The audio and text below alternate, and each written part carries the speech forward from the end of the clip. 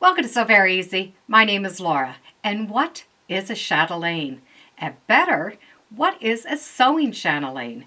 Well, let's start with the origin of the word, and then we can cover why we use it as sewing and what it is used for. The word originally comes from medieval times. It means the keeper of the castle, a woman who owns or controls a large household or a castle, thus is the person entrusted with the keys. It was an ornament that would hang on clothing. It would clip on belts or necklines, and it had a series of chains where the keys would hang off. Now, this was carried with both men and women. By the 18th century, it became very ornate. It was used for more than carrying keys. The fancier it was, the better.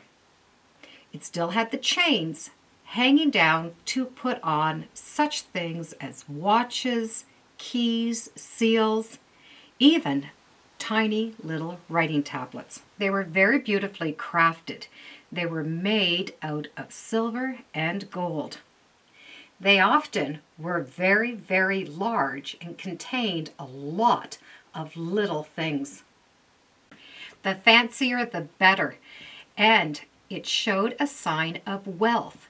They were often made out of gold, and they were inlaid with beautiful cameos and carved with seams. They also had many gems put right inside. And of course, diamonds always showed wealth. Having them personally engraved was also a treasure. And into the Victorian times, they were then made out of fabric that they would drape around the neck, and they were heavily adorned, just like the crazy quilts, with velvet and rich fabrics. And still to this day, we make them for sewing and for quilters. Same idea, some type of a fabric or ribbon that you're able to store all your precious sewing notions. However, today you can still get beautifully made chatelaines out of sterling silver and that are very ornate. And I'll share mine with you. My chatelaine is made by a company called Thimbles by T.G. Lane, and it's sterling silver. So this is what would be considered the chatelaine with all of the little notions hanging off of it. And you can get many different little chatelaines that the chains will hang off of.